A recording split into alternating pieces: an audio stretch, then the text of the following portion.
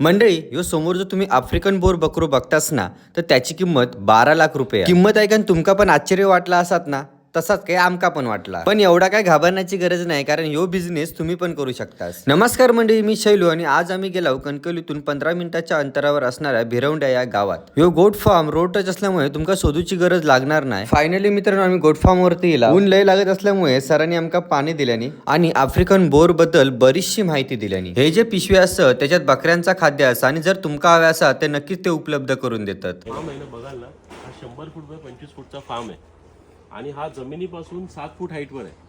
ह्याने फायदा काय होतो, लेंडी वगैरे आणि ह्याच्या गॅप आहे वरती, तुम्हाला दाखवतो मी.